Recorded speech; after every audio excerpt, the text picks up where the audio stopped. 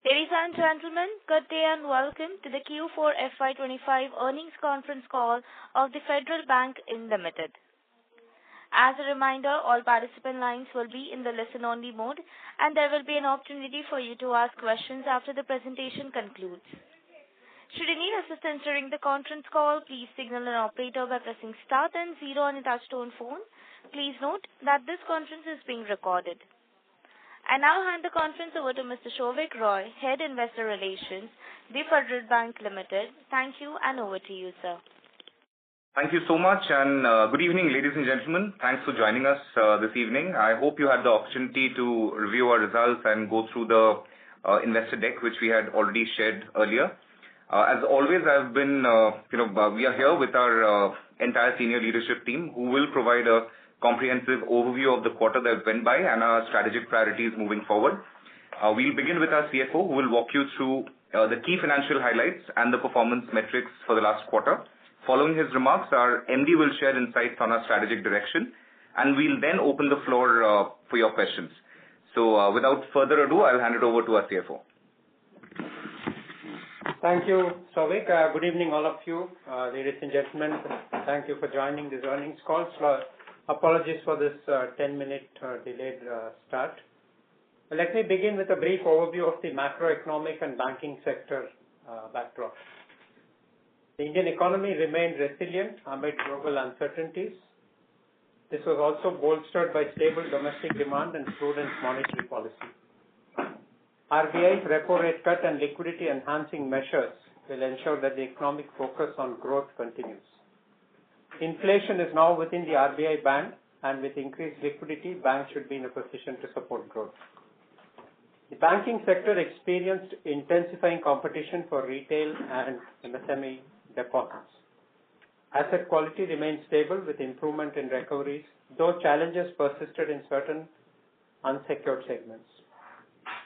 Our bank navigated this environment by prioritizing growth in the mid-yielding, mass affluent and MSME segments to drive sustainable profitability and ensure quality growth. Turning to our FY'25 quarter and full year performance, I'm happy to share a few highlights. We crossed a major milestone of 5 lakh crore business. In fact, 5.18 lakh crore was the 31st March number, which marks a significant milestone, and our net profit entered the league of 4,000 crore plus. Our other income soared to a new high of 1,006 crore, driven by robust fee-based services. Our NIM improved by 3.12% to 3.12 by 1 basis point, despite a rate cut. And as you know, more than half of our book is tagged to external benchmark, showcasing our agility in a dynamic rate environment. Core fee income grew at 6% QOQ, outpacing asset growth, reflecting our team's alignment towards a more rewarding franchise. We achieved our decadal best asset quality, supported by strong recoveries and arrested slippages, a feat we have consistently delivered every quarter, even in a tough macro environment. Credit cost for FY'25 was 38 bps, in line with our earlier guidance of 35 to 40 bps. On the deposit front, CASA grew by a very healthy 6.74% QOQ, and more importantly, CAR growth happened at a very, very strong 27% QOQ and 35% YOY. The focus on liability growth is yielding results. On the asset side, loans against property grew 20.5% YOY, gold loans grew 21% year on year, despite a slowdown in Q4 due to certain regulatory guidelines. And our microfinance portfolio grew 19%, despite we taking a conscious call to stall, or rather to slow down the growth and not grow in Q3 and Q4. CVC grew at 35% year on year, and credit card business grew at 19%.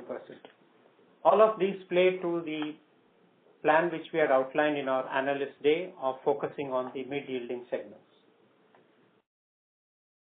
Our CRAR stood at a healthy 16.4%, positioning us for a self-sustaining franchise.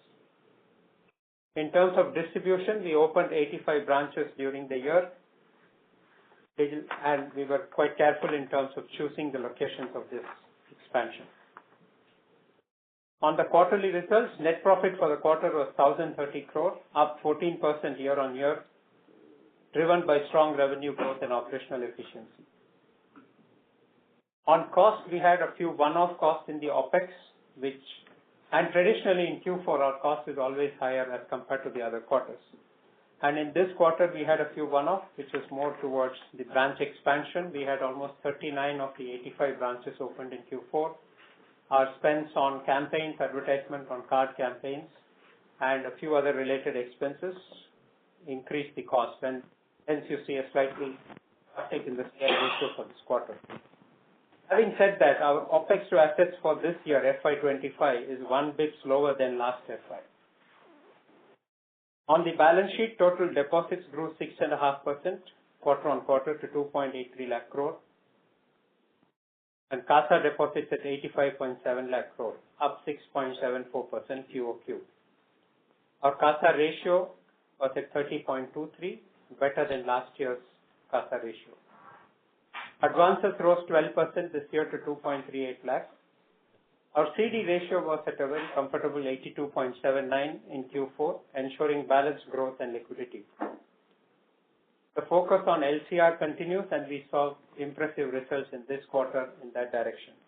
We degrew our wholesale deposits from financial entities, which ensured that our LCR improved further, and as at 31st March, it was at 145. Asset quality, as I mentioned earlier, is robust, with GNPA at 1.84% of advances, down 11 bps QOQ, and NNPA at 0.44%, stable sequentially. We strengthened our provision coverage to 75.37%, over 400 bps improvement over last year. Our capital position is strong, with CET1 ratio at 15.04, well above regulatory requirement, providing ample headroom for growth. ROA was 1.24, up 2 bps over last year, and ROE was 12.82%, underscoring our progress towards sustainable profitability. Strategically, we have accelerated our focus on mid-yielding segments, which Mr. Manian will cover in his update.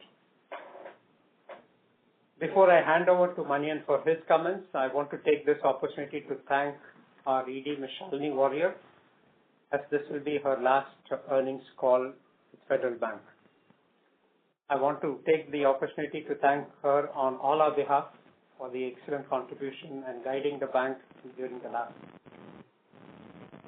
Thank you so much, Shalini. Thank you very much. Over to you, Manian. Thanks, Venkat. Venkat has provided a detailed overview of our financial performance for the quarter, and I would like to offer some insights and highlights that underscore our progress and strategy execution. This marks my second full quarter leading the organization, and I am confident in our direction and ability to execute. In February, we shared our strategic vision, and while 2 months is a short time frame to demonstrate transformative results, we are making meaningful strides in the areas we prioritized. Each month is an opportunity to advance our objectives, and we are pursuing our strategic themes with focus and momentum. The quarterly results reflect several positive developments that align closely with our outlined strategy, demonstrating our ability to deliver on our commitments. Our deposit growth has been good, with particular strengths in CASA, and even more notably in current account. Retail current account as well as wholesale current account acquisition has accelerated. Acquisition of higher value savings account variants have shown significant uptake. Current account acquisition running at a 50% higher rate compared to the previous period. The deposit mix has improved and greater granularity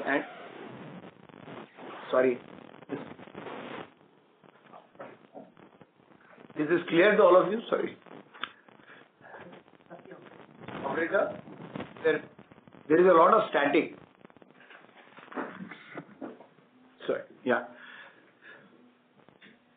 Yeah, deposit mix has improved with greater granularity and enhanced LCR alignment as our reliance on financial sector deposits has significantly decreased. These factors have contributed to a robust LCR position. We have successfully implemented key initiatives to strengthen our financial and operational framework. These include a new transfer pricing methodology, a RAROC-based pricing model, and a comprehensive business-wise profit and loss system, fostering a culture of accountability among business managers for profitability and ROE. Additionally, we have introduced a robust business budgeting approach tied to branch potential and rolled out revised scorecards aligned with our strategic priorities. These initiatives have been well received by our teams and are driving renewed energy and focus, positioning us for long-term success.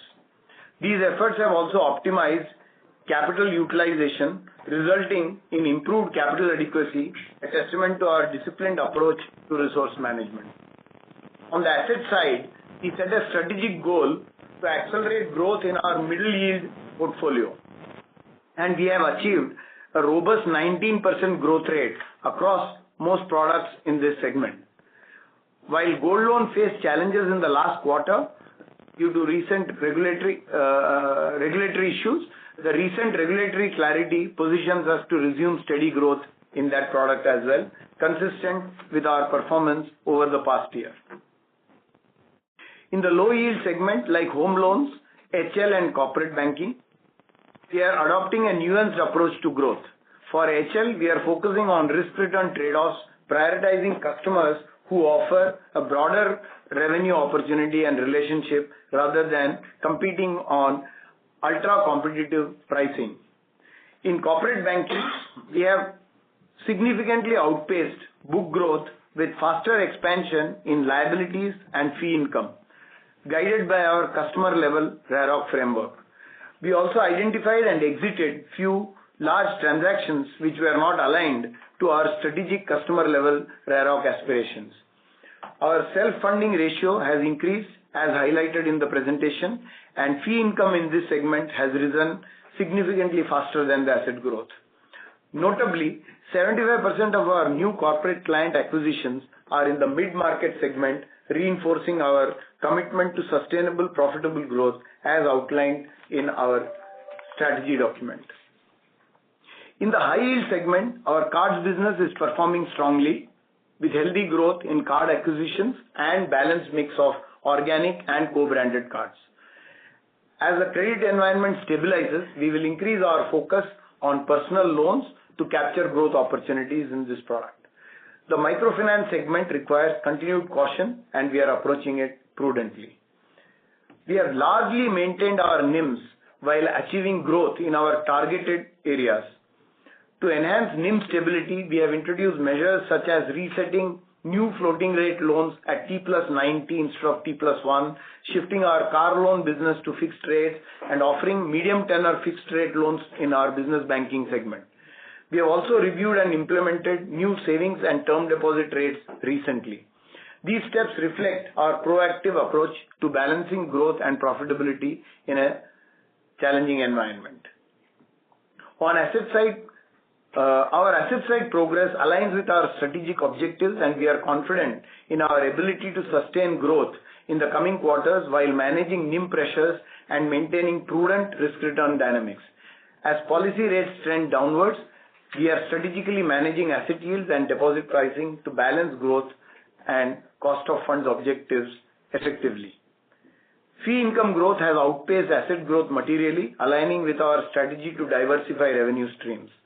We continue to maintain and enhance asset quality and recovery efficiency, reinforcing the resilience of our portfolio. We have taken a significant accelerated provision against our unsecured book in the current year, thereby enhancing our book quality. All this is in line with our strategic objective of quality of earnings. On the operational front, we are making steady progress across our strategic themes that I outlined, the 12 themes that I outlined in the strategy document. For instance, our talent acquisition efforts have been highly successful with overwhelmingly strong interest from top professionals. Of the 14 key N-2 level positions identified, we have filled 9 with new hires expected to join over the next 3 to 4 months. We are also thrilled to welcome Virat Diwanji, who will assume responsibilities from Shalini Warrier as she transitions to her entrepreneurial journey. Virat's addition significantly enhances our strategic and execution capabilities. We have launched Operation Udan, previously known as Free the Branch in my strategy document, led by a senior internal leader and supported by a Big Four consulting firm. This initiative is set to modernize our branch operations over the next 12 to 18 months, unlocking significant potential for efficiency and customer experience. On the brand front, we are excited to have appointed Vidya Balan as our brand ambassador, with our first ATL campaign featuring her set to launch in the coming couple of months. We are also collaborating with a brand design firm to refresh and elevate our brand identity, with updates expected to roll out in the near term. While it has only been a few months since we embarked on our strategic journey across 12 key themes, the progress we have achieved is encouraging. We are committed to maintaining this momentum. Our focus on these themes is laying a solid foundation for our future success. With a clear strategy, deliberate execution, and a confident team, we are well positioned to continue driving progress and delivering value. Thank you, and we are now open for questions. Thank you very much. We will now begin the question and answer session. Anyone who wishes to ask a question may press star and 1 on the touchtone telephone. If you wish to remove yourself from the question queue, you may press star and 2.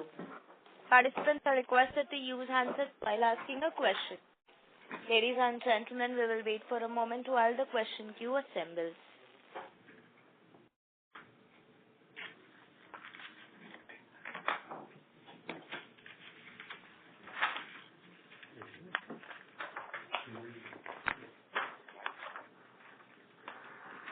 Operator, we may start. The first question is from the line of Mehruk Adjania from Nuvama. Please go ahead. Yeah, hello. I had a couple of questions. Now that you already started, focusing on maybe loans, and there was progress on that even in the fourth quarter. Do we expect that most of the consolidation of the lower yield segment is done, and can we return to the high teen loan growth in next year, that is in this year, FY'26? That's my first question, and then I have a few others. Yeah, you want to ask your questions and then... Yes. Okay. Then, in terms of deposits, congratulations on the strong growth in current accounts. You had already, that was the key takeaway even in your strategy day. But is most of it very sticky? Because for many other banks, the year-end CASA is not very sticky. But given that you kind of started on a low base, will most of it be very sticky and will stay on the book? And also in terms of margins, right, there are many, many more, or at least 2 more repo rate cuts expected. So, where do you, and then you will have, an uptick in your mid-yield proportion. So, what, according to you, is the level of margins below which you will not go overall for FY'26, right? Because the EBLR book is a high proportion. If you just do a rough math, it shows a big decline. But then the loan mix is also changing. CASA is also improving. So where do you see the bottom of margins in FY'26? These are my questions. So coming to your questions, Maruk, if you really look at we have provided that data. If you look at the medium yield segment, which I had also focused during my strategic presentations, the growth rates on our medium yield segment is fairly strong at 19%, right, on a YOY basis. So, and even on quarter basis, it's a strong number. So we are quite clear that effort will continue. There are a couple of things there which can actually grow better. In fact, if you look at that, our gold growth QOQ was not as strong as the YOY number, and that was because of the regulatory issues, headwinds that we faced at that point in time. The new draft circular is in fact favorable from our point of view, and we are quite confident that we will be able to resume growth in the gold loan product. So our mid-yielding segment has shown strong potential for growth, demonstrated growth in the last quarter, and we are confident we'll continue the growth. You have also seen cards, which is one of what we had categorized as high-yielding product, has also grown strongly through the year. The product that has not grown there is personal loans, which we believe that through this year we will be able to revive growth in that product, because we see, at least from our data, clarity on credit environment being positive. So, and of course, the MFI, which we will continue to be cautious for a couple of more quarters, or maybe at least one more quarter, if not more quarters, to see whether we can grow that. So I see immense potential in growing all these businesses. And I also mentioned to you that in the corporate side, as while we have just begun the journey on the mid-market acquisition, as we build that acquisition, I think we will be able to build growth even in the corporate segment overall through the mid-market route. On the home loan is where just now, the last quarter and last year, the growth was relatively muted. That's a segment where we are, like I mentioned, we want to look at holistic approach to customers there and grow that business. Given all of this, I am reasonably confident we'll be able to get a reasonable rate of growth going on the asset side in the next year. On the NIM, I would put it this way, Maru, nobody knows that number. There are too many things staying there from our perspective. One is, of course, the policy itself, policy rates themselves. Second is, we are changing our mix, as you can see, mid-yield segments growing faster. Also, we have converted many of our products to fixed from floating. We have changed T+1 to T+90. There are multiple factors playing. Of course, our objective, and of course, we have cut savings rate, as you know, in April. So there are multiple levers playing. Our objective is to try and minimize the impact, but it is difficult to yet give you a guidance for the year on where the NIM will be. Obviously, our attempt is to minimize the impact on NIM and try to keep it as close to it is today. But it is going to be challenging to keep it exactly at that level through the year. On the CASA side, let me put it this way, that yes, there is year-end effect in CA. We were also lucky to some extent because Eid happened at the end of the year, and we had large remittances inward into India, and they stayed for a few days with us before getting remitted out to the final destinations. So we were a bit lucky. But having said that, even on an average basis, CA has shown over close to 7% kind of average growth rate in the quarter. For the quarter. So, while yes, there is, as is usual in the car business, towards the end of the year, things do bump up a bit, but even on an average basis, we have a strong growth there. So, there is a fundamentally change in car acquisition. Our car acquisition rates on the retail side are at least 50% or close to 50% higher than what they were in the first 6 months of the year in terms of numbers and value. So there is a fundamental shift that has also happened, and we are hoping to sustain momentum on CASA growth, car growth and SA growth. Of course, SA also we can do more, but it will remain a focus, and we are fairly confident the team will be able to deliver that. I hope I have answered all your 3 questions. Yes, thank you so much. Thank you and all the best. Thank you. Thanks, Farooq. Thank you. The next question is from the line of Rikin Shah from IIFL. Please go ahead. Yeah. Hi. Thank you for the opportunity. I actually had quite a few questions. I'll bunch them up together unless you want me to break it down. But so the first one is that if we look at the reported margins, they are flat sequentially, but your loan yields are down 8 basis points and cost of fund is up 5 basis points sequentially. So how is the reported margin flat QOQ? So that's the first question. The second question is on the transition of repo repricing from T+1 to T+90 days. I wanted to check whether this will be applicable only for the new disbursements or even the entire back book gets repriced accordingly. And an extension to this is that while you did highlight that the SAR rates have been cut by 25 basis points, but now given that your SAR rates are in line with the frontline banks for most of the buckets until rupees 5 million, do you see any other levers beyond 5 million rupees SAR rate cuts potentially, or maybe TD rate cut to offset any margin pressure? So that's the second question. The third one is on the quantum of corporate recovery, which you had highlighted in the presentation. So what is the quantum of the same, and where would it be included? Would it be included in the recoveries from the written off accounts, which is shown under other income, or is it netted off from the provisions? Because both of them are moving very favorably QOQ.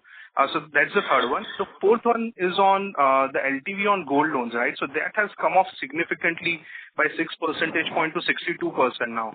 So given that it was well below 75% limit, what were we trying to optimize here, which resulted in the degrowth, and now that you believe that it can start growing? So that's the fourth question. The fifth one is on the cost. So just wanted to understand, why are we attributing the cost related to branch expansion as a one-off? Because this is the medium-term strategy to go after the branch expansion, right? So why is that a one-off, and why that may not recur in the future? And how do we think about the OPEX growth going ahead? So those are my 5 questions. Thank you very much. Okay. Thank you.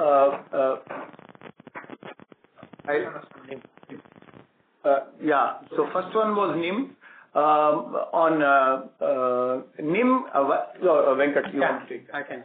Rikin, on the NIM, what has happened is the increase in yield on investments and increase in other earning assets have helped us ensure that the NIM is maintained. In fact, it's 1 bit higher than what it was in last quarter, 3.12. And capital.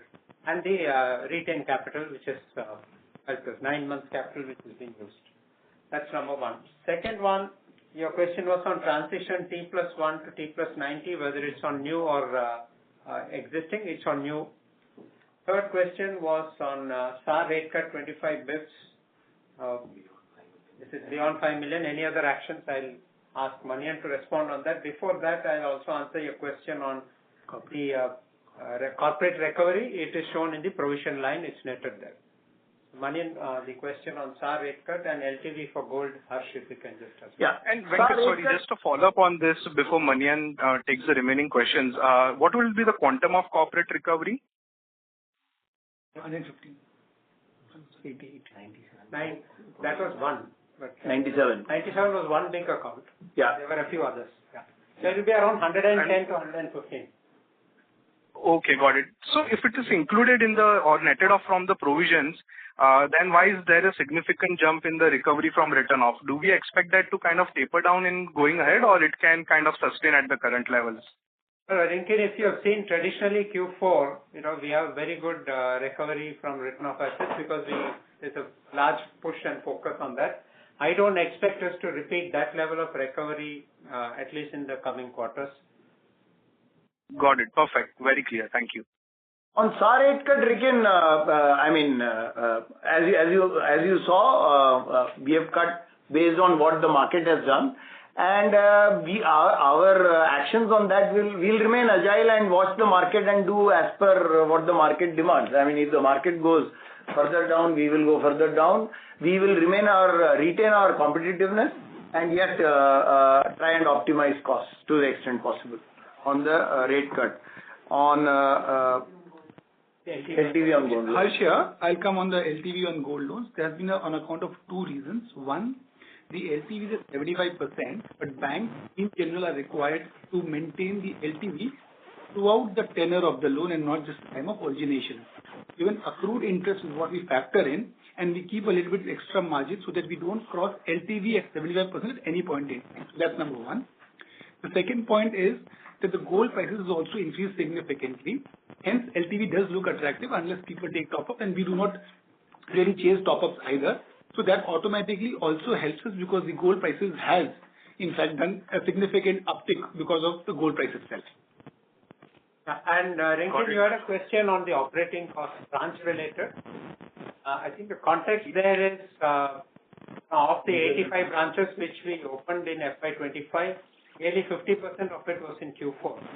That was one of the reasons why it got bunched up a bit and you saw a bump in Q4. Having said that, it's one of the core costs as based on our distribution strategy, and over the year we will see it getting flatlined.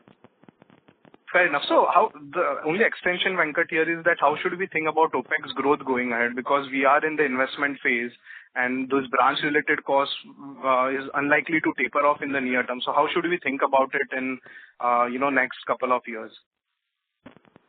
See, on the branch related, whilst I will ask Manian to respond on that, but on the cost income related question which you asked, we expect to be operating around the 53% levels. The range will be around 52.5 to 53.5 in the next few quarters, and then based on how the growth plays out, we will give you further guidance. Yeah. Got it. Yeah, Rikin, if you look at our strategy document as well, over the 3 years we have not shown dramatic savings out of the operating costs, right? We have not guided a downward trajectory, significant downward trajectory on the operating costs, and we stick to that. As of now, we stick to that guidance. Got it, sir. Perfect. Thank you all the gentlemen for answering questions. Thank you. Thank you. The next question is from the line of Jiwan Gao from Concall. Please go ahead. Hey, congratulations on the good set of numbers. Just want to understand on the remittance market share that has been trending down over the years. Just want to understand, what's happening there and what's our strategy on that. Is that one of the key focus, or it's more like we are focusing more on the car? Vishwa, one sec, please. You'll have to repeat your question. That was not very clear. We couldn't hear you. Sorry, am I audible? You are now. Yes. Please go ahead. Yeah, sorry about that. Just have one question on the remittance market share, which has been declining a little bit over the years. So what's our strategy there, and what's driving that decline going forward? Yeah, I'll ask my colleague Shalini to take this question. Hi. So just to come back on the remittance question that you've asked, our remittance market share has normally remained in the range of between 18 to 20%. We do see some differences on a quarter-to-quarter basis, but we operate in that range. Having said that, over the last 6 to 9 months, we have focused also increasingly on two things.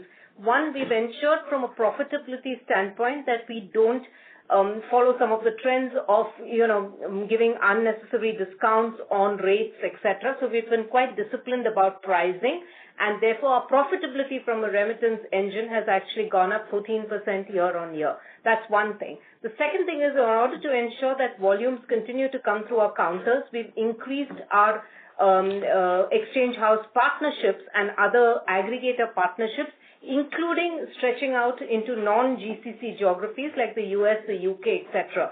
We've signed up with a few more remittance companies, and we're starting to see throughput through our counters. The coming quarters, we will see an increasing share from those partners as the technology solution gets embedded. So through both profitability actions and volume actions, our remittance market share remains in that range bound that you saw in the presentation. We are committed, and clearly it's a very integral part of our business. It's a corollary to our NR business. It's a business we know and understand very well. We have a 3-pronged strategy, including relationship management, operations, and technology. We will continue to invest in that business to make it more and more robust and increase volumes on that. Hope that answers the question. Got it. Thanks. Yes, thanks so much. And on the corporate recovery, is any of the amount booked in the NII line? No. Return of recovery or corporate recovery? No, the recovery is booked in the provision line. Got it. And also you said that on the yield on investment, we managed to get it higher.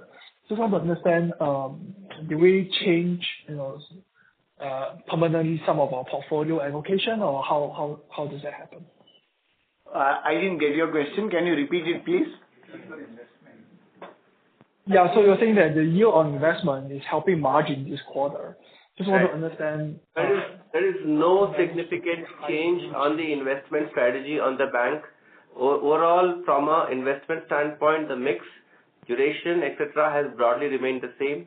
It is a marginal move, but nothing significantly on the approach. Thank you so much. Thank you. The next question is from the line of Piran Indira from CLSA. Please go ahead. Yeah, hi team. Congrats. Just a few questions. You are breaking. Your voice is cracking. Your voice is cracking. Can you? Yeah. Am I audible now? Yes. You're audible, Piran. You're audible. Okay, perfect. So just a few questions, and firstly, congrats on the quarter. Our agri slippages have been inching up for the past few quarters. Anything to read into this? That's question number one. The second is just a reiteration or just getting back to Maruk's question on loan growth outlook. Are we saying that it picks up from this 12, 13 or 14% levels currently in over the next 2-3 quarters, or are we refraining from giving any guidance? And third, if you could just give us the average CASA ratio for the quarter and the prior quarter, that would be useful. So coming to the agri thing, it is please read MFI in that. It is the MFI slippage that is causing that agri to be higher. Of course, our MFI portfolio is a small portfolio, but yes, there is slippage coming from that portfolio that is reflected in that agri number. So that is one. And as we have said, we have not grown that portfolio. We have remained focused on asset quality there. And but having said that, yes, slippages are coming from there. That is number one. Second point you had was a guidance on the growth, asset growth. Yes, yeah, we are guiding that the growth should get better than the 12% that we have seen now. Yes, that is the broad guidance. That is true. We don't disclose our the CASA numbers. We average we don't. We have the average CASA. I mean, you've given the rupee crore number, but you've not given the average deposit. So it's sort of we have not followed the practice of giving that. We can. We have given average CASA and EOP details of EOP for the rest of them. Yeah. The split. The CASA average has been disclosed, right? We have already disclosed the CASA average, right? So. Okay, fair enough. And just one clarification: this 25 bip February repo rate cut was passed through right from the day after the repo rate cut. Yes, yes. So in our case, like I mentioned, we are on T+1, and 50% of our book is close to 50% of our book is repo. We are trying to migrate the new loans as well as existing loans on renewals on non-retail loans to T+90, but that is a process, and that will not have an immediate impact on the. It will take some time to migrate to that. Got it. Okay, that's it from my end. Thank you and wish you all the best. Yeah, thank you. Thank you. The next question is from the line of Param Subramanian from Investec. Please go ahead. Yeah, thanks for taking my question. Firstly, again on the NI line or margin, so the NI is down quarter on quarter, right, about 2.2%. So I want to understand, there is loan growth in the quarter. So how exactly are we saying that margins are flat quarter on quarter? Because that would imply that interest earning advances are down, right, on an average basis quarter on quarter. No, so Param, the loan growth, average loan growth is, and it is about average loan growth and the EOP loan growth. That's the difference. That's what is causing the drop in NII. Plus it's a 90-day quarter. Yeah, plus it was a 90-day quarter and instead of a 91-day quarter. There are small things that are making it. And repo rate cut also. And repo rate cut. Yeah, all three put together, basically.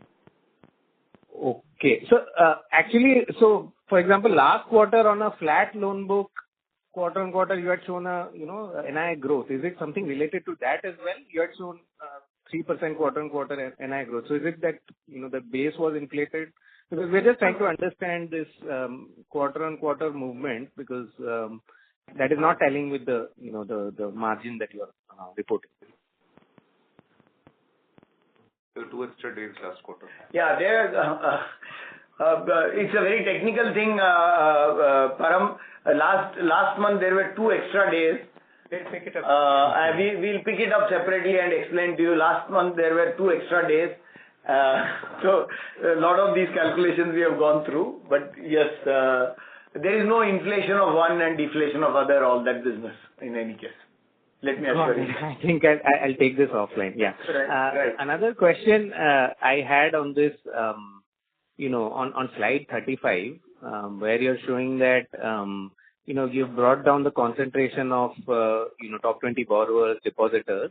But, incrementally we are seeing that bulk rates have gone down, right? And gone down more sharply than some of the retail rates. Right. So is this, are we, sticking to this, or will we be more nimble going ahead, because opportunistically, that's where the lower cost is?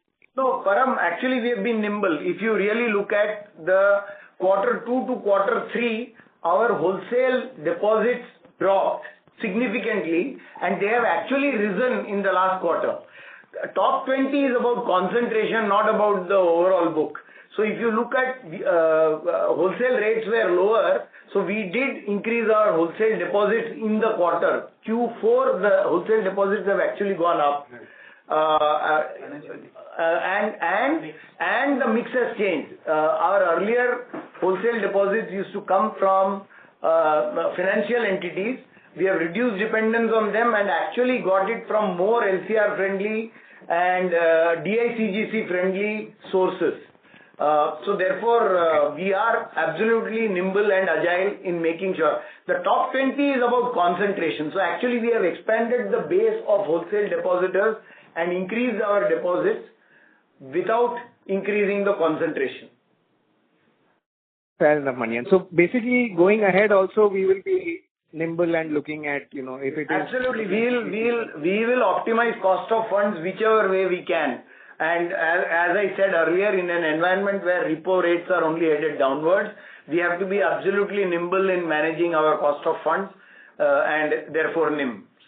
We will remain on top of that. And, we didn't say that, but a small thing like our cash retention limits in our branches have halved in the last quarter. And that adds almost 1 paisa to the NIM. 1 bip to the NIM. So there are n number of things that are possible, and we will remain alert and agile to make sure that we optimize our NIMs. Great. Very helpful, Manian. Thanks for this. Just one last question, if I may. This has been asked before. Any number you would like to put around the medium-term growth, say balance sheet growth that one should be looking forward to? Yeah.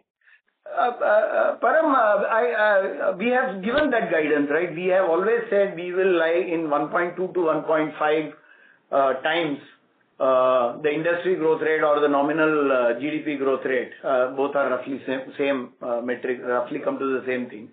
So that's the guidance that continues. And Param, the evidence is in seeing that in the results this quarter. If you see, we had earlier said that we will choose to grow in mid-yield segments, and we have grown that mid-yield segment at an average of 19%.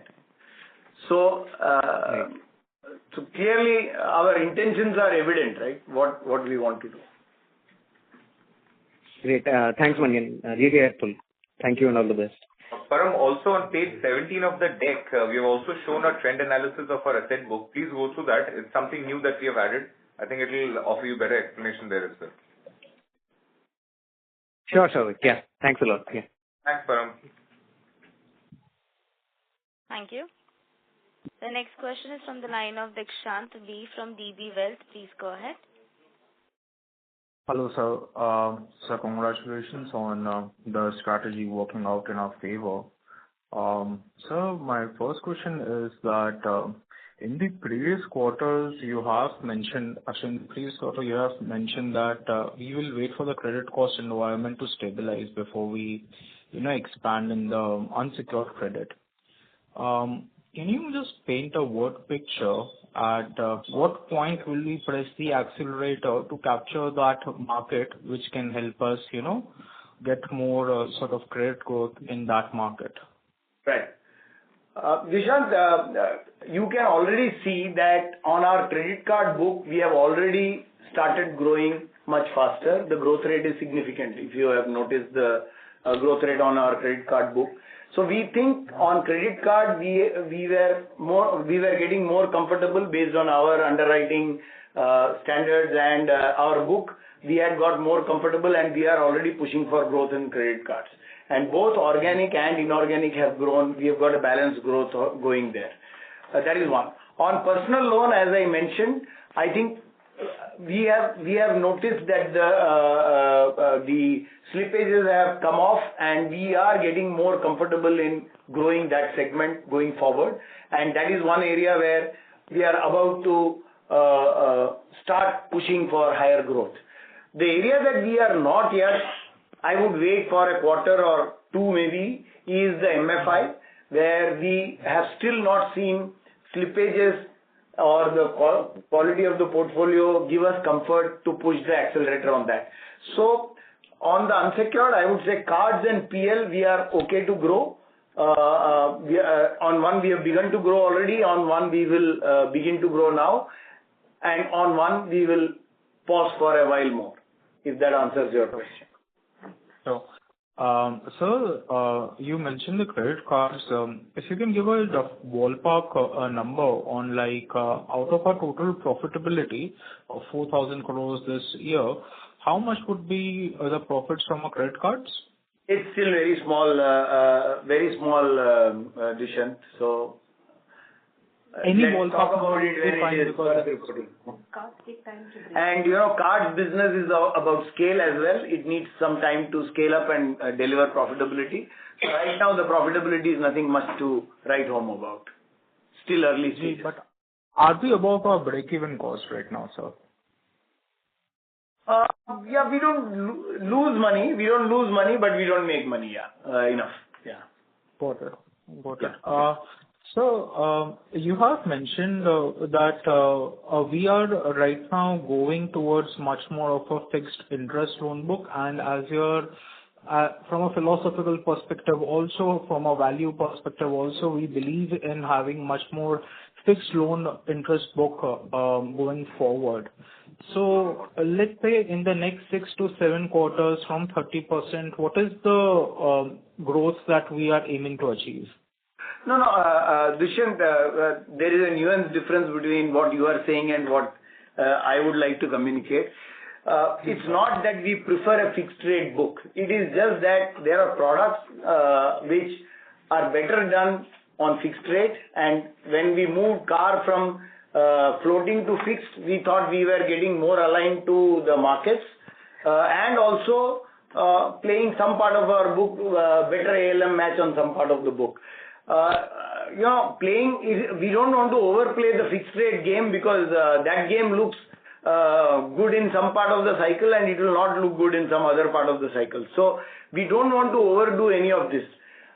We need to get the right portfolio mix, right balance in the portfolio between fixed and floating, long and short. All of that, we need a reasonable mix.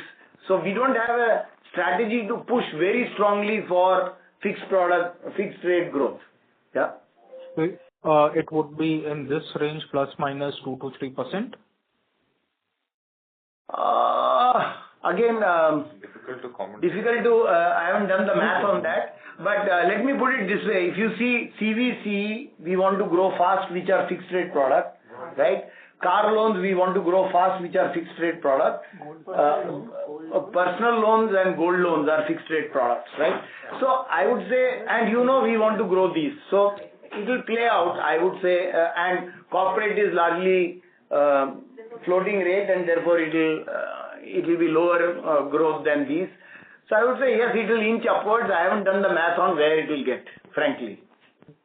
So one last question here is, as we are going towards more of expanding our car book and also our corporate banking, could you just, give us some sort of clarity into what is our major focus into the next, which is the current financial year? I am sorry, I wasn't able to enter into the Mumbai event that you had. I wasn't in town. No, so broadly speaking, current account is of course not only corporate, it is a corporate and retail strategy. We had said that we need to bring more focus into that. And of course, there are many things, products, distribution, all of that we have to see. So current account is clearly, as we had explained at that time, the big gap CASA ratio is on the current account side because we had 24 plus 6. 6% was our CAR ratio and 24 was CAR ratio. So therefore, we saw an opportunity in car, and that's what we are continuing to focus, both on retail and wholesale. And on the wholesale book otherwise, of course, our focus remains more holistic in terms of a customer-based, RAROC-based approach to a customer. We want a wallet share which is a mix of advances, current account, foreign exchange business, and any other fee business. So we remain focused on maintaining customer level risk-adjusted returns. That's our strategy, and that will continue. And that has already begun to play out, as I explained in my opening remarks, and it will continue to be the focus. So last question here, our peers in the market have been able to be in the 40% ranges of our CASA book. Do you think that we can achieve that going forward, maybe in the next year and a half? Year and a half? Yeah. Please look at the... look at our strategy document. We have guided that over 3 years we'll get to 36% is what we have guided. Changing CASA ratio at the same time growing the book is not possible to change it by 4-5% in a year. We will be realistic about it, but we will be able to grow it to those levels. Maybe in 5 years, if you are... Okay. Thank you so much, sir. Thank you so much. Really appreciate this. Thank you. Participants, in order to ensure that the management is able to address the questions to all participants, please limit your questions to one per participant. If you have a follow-up question, you may rejoin the queue. The next question is from the line of MD Mahesh from Kotak Securities. Please go ahead. Hey, hi. I'm coming back. Hi, sir. Just coming back on that margins again. Your yield on advances and cost of deposits have moved in two different directions. So the number of days doesn't explain that movement. That's one. Second one is that in the last 2 quarters, you have significantly reduced your wholesale or the lower yielding advances, which should have been margin positive on the yield side, even if you have some offsetting factors on the MCI, on the EBLR reduction. Just trying to understand what are we missing here. No, Mahesh, as I said, there are many small elements which have caused the... Venkat, do you want to take that? No, I'm saying only on the absolute NII drop, Mahesh, is the 90 and 92 days, not on the NIM percentage. I hope that is clear. Yeah. So the response on the 90 days was NII minus 2%, not on the NIM. Okay, so just clarifying that. Thank you. The next question is from the line of Jignesh Shial from Ambit Capital. Please go ahead. Yeah, thanks actually. There was, primarily I wanted to understand, we are seeing a stagnation in your home loan book over on year you're saying you're focusing on better yield home loan product altogether. So if you can give some clarity, what kind of customer profile or what kind of portfolio are you building it out here? If you can give some clarity on that, that will be really helpful. I have one more, but probably I'll take it up later. But this is, if you can answer it more on a... So we are not saying that we want to build a different customer profile. We are saying, as I said, we want a more holistic relationship customer while doing home loan business, which means home loan customer should give us multi-product relationship rather than just home loan, because home loan per se is not a profitable enough or ROE accretive product. So the idea is not a different segment. The idea is to have a relationship which is more holistic, and therefore look for growth in that kind of a segment. Cards, insurance. Yeah, so he can be a multi-product customer, like we have he can be a savings account customer, he can have our cards, he can have wealth management business with us, he can do many things, right?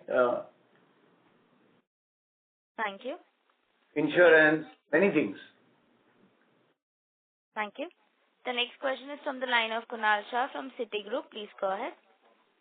Yeah. So questions are firstly on the ROA levers. When you look at it, maybe because of EBLR, we will see some pressure on margins. OpEx also, you indicated it might not come off. Credit cost also to remain broadly in a similar range. So would fee income be the only lever in the very near term to manage the ROAs? And when we look at it particularly on the credit RWA, in fact, that's going up because of our focus on the mid-lending segment. So if we have to look at it in terms of a return on risk-weighted assets, then that seems to be still lower. So what initiatives are we taking to manage that? And secondly, on your EBLR, so EBLR, which is say 1 day reset, what is the kind of proportion which you look at because of changes which we are making, maybe be it on the TVs and the move towards the fixed rate? So should we assume that EBLR on 1 day reset would be broadly at a similar range, or it might come off as the proportion of the overall book? Second part of the question I didn't understand. First part of the question, Kunal, of course, like we said, this is a multiple variables at play, and we have to be agile. I think the only alternative in the current environment is to remain agile and manage these multiple variables. I mean, it is very difficult to say that this is one thing we will do and get our NIM management correct. So I think our approach to this is, like you have seen in the last quarter, remain agile, find options which will keep control on our NIM to the extent possible. Sitting here just now, I cannot be telling you what exactly I will do 2 quarters later, because I don't know what the exact situation and facts at that point will be. All I can assure you is we are being extremely watchful and agile about this, and we will watch what are the right steps at each point in time. Like somebody mentioned on the call, we are one of the first few banks to cut our interest rates on savings, right? So we will remain agile is all I can tell you, and that's the initiative if you ask me. And the second part of your question, I didn't exactly understand EBLR related question, Kunal. If you want, we'll take that offline. I didn't exactly understand that question. We can take it offline. Okay. Sorry. Okay. Sorry. Yeah. Thank you. The next question is from the line of Paras Thakkar from Sort Capital. Please go ahead. Yeah. Thanks a lot, and congratulations on a good set of numbers. First of all, fee income growth was very healthy. So do you expect the fee income growth to continue this kind of traction going ahead also? That is what our desire and intention will be, Parag. Yeah, Parag, yes. That is what our intention and desire will be. We will do our best to keep that momentum. Correct. And basically, based on asset liability duration, when can we return to the normal NIM, even if the repo rates are cut by 50 bps more? you will try and protect your NIMs, as you said, in various ways. But based on asset liability duration point of view, when can you come back to the normal? I mean that when the deposit gets repriced to the extent the rate cuts happen on the asset side. It's almost a year. Yeah, it's about a year. If you ask me, the broad principle wise, about a year. 12 to 15 months.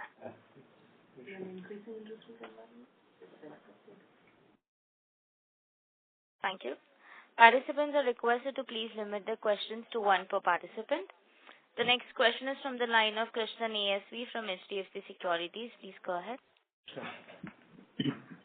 Yeah, hi. Many thanks for taking this question. This was related to slide 17. I just want to understand the mix as it is moving towards mid-yielding businesses. That's very visible, 24 over 25.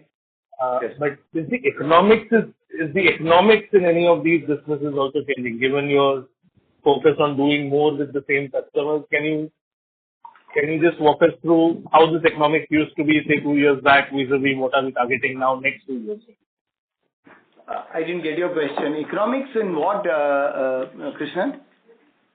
Economics of that segment. So the mid-yielding segment, which you have highlighted in, say, orange, which is now at 50%, earlier used to be at 48, right?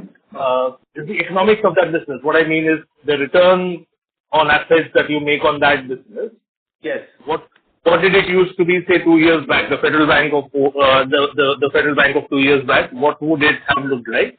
Vis-a-vis, what's your aspiration? Where do you intend to take it? Where do you think are the low-hanging fruits to take it? Yeah. No, so Krishnan, broadly in principle, I am not getting into specifics of each product, but the fundamental choice of mid-yielding assets was that they will be more ROA accretive than the low-yielding products, right? And low-yielding products for ROA accretion need other, like corporate, for example, can be low ROA lending, but it can enhance ROA through other means like fees and things like that. Whereas products like CVC, these products, they on standalone basis, they have the ability to deliver reasonable ROAs, right? Of course, any cross-sell and anything is a bonus on top of that, but fundamentally some of these mid-yielding products have ability to deliver better ROAs. So that's the principle behind chasing what I call the mid-yielding segment. And historically, of course, there are products there which were, like for example, CV is a new business, relatively new business. It is about a 4-year-old business. And it has gone through a learning phase. Now the team is more confident of pressing the accelerator on that, which was not the case, say, 2 years back or 3 years back, right? They were still learning the business. We have stated in our strategy document that we'll get into businesses like tractors, we'll get into businesses like business loans. So there are all these mid-yielding, I think there is immense potential in the mid-yielding segment to look for products which are standalone better ROA products, and that's part of the strategy. I don't know whether I answered what you were looking for. Thank you. The next question is from the line of Kaushik Poddar from KB Capital Markets. Please go ahead. Yeah, on the cost-income ratio, which is a little high, around 56-57%, where do you see it in another 2 years? In our strategy document, we have given a guidance on our cost-to-income ratios. In fact, it is one item on which I have not shown gain in reaching our targeted ROA and ROEs, and we have essentially guided a flat-ish